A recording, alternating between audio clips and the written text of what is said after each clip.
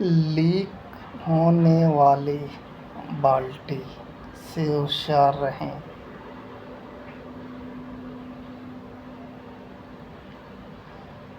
آپ عبایا اور حجاب پہنتی ہیں لیکن اپنی بلند آواز سے مردوں کو متوجہ کرتی ہیں۔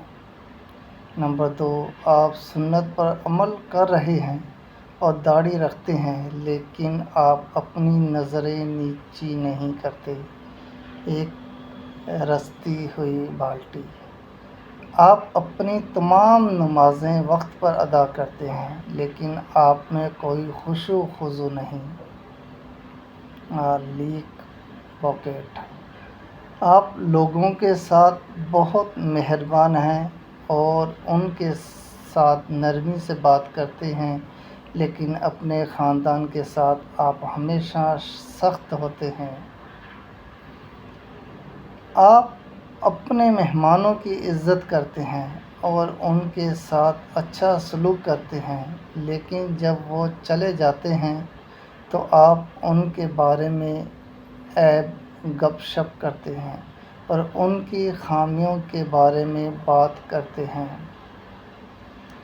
آپ غریبوں کو بہت زیادہ صدقہ دیتے ہیں لیکن آپ ان کی تذلیل کرتے ہیں اور انہیں تکلیف دیتے ہیں۔ آپ رات کو تہجد کے لیے کھڑے ہوتے ہیں، روزہ رکھتے ہیں اور روزانہ قرآن پڑھتے ہیں لیکن آپ نے اپنے خاندانی تعلقات منقطع کر لیے ہیں۔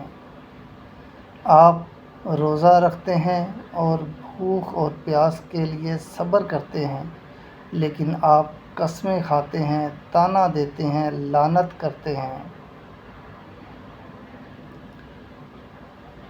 آپ دوسروں کی مدد کرتے ہیں لیکن آپ یہ ان سے کچھ حاصل کرنے کے لیے کر رہے ہیں اور اللہ کی شان کے لیے ان احسانات کو نہیں کر رہے۔